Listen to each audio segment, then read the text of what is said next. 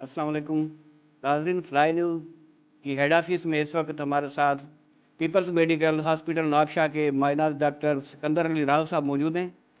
Doctor साहब ने आज 2 मेडिकल कैंप्स किए हैं। इनके हवाले से डॉक्टर साहब से गुफ्तगू करते हैं कि उनका क्या कहना है। अस्सलाम वालेकुम। वालेकुम, मेरा नाम डॉक्टर सिकंदर है। मैं नवाबशाह पीएमसीएच में होता हूँ। सबसे पहले फ्लाई न्यूज़ और तवक्कल वेलफेयर ऑर्गेनाइजेशन का शुक्रगुजार हूँ कि इन्होंने जो है कि बहुत अच्छे तरीके से वेल डिसिप्लिन ऑर्गेनाइज्ड कैम्प किया है और उनमें इन्होंने काफ़ी लोगों को अपनी तरफ से भी अद्वियात भी मुहैया की हैं और हमारा भी जो है हमारे साथ सहकार किया है। आजकल जो देखा जा रहा है कि पाकिस्तान की जो बहुत सबसे ज़्यादा इशू है डायबिटीज़ और हाइपरटेंशन की डिजीज़ है। इस हवाले से क्योंकि मेरी स्पेशलिटी डायबिटीज़ की है, वैसे मैं फैमिली फिजिशियन और डायबिटोलॉजिस्ट के हिसाब से काम करता हूँ नवाबशाह में।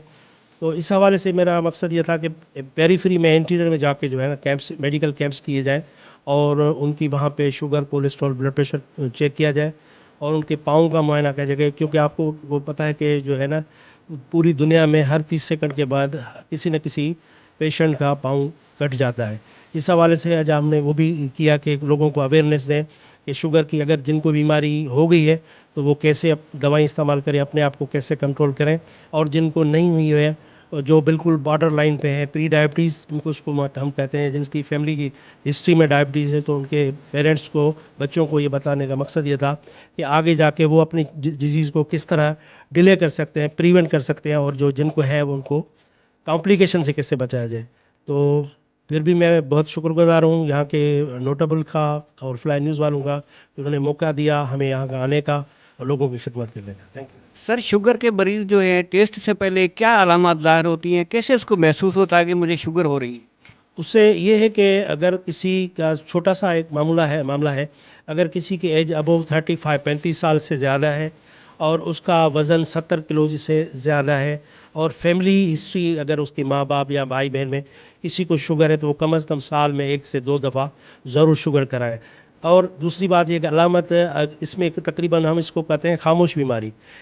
अमूमन हर मरीज़ में ये जो है ना अलामत ज़ाहिर नहीं होती, फिर भी अगर ज़्यादा रात को बार बार पेशाब उठना, वज़न का बढ़ जाना, भूख लगना, प्यास लगना, इस तरह की शिकायत है और साथ साथ में फैमिली में किसी को डायबिटीज़ है, तो उसको एकदम से अपने जो करीबी डॉक्टर हैं उसके साथ रुजू करना चाहिए और अपनी शुगर या मज़ीद जो भी डॉक्टर साहब उसको टेस्ट एडवाइस करें वो टेस्ट करवाना चाहिए।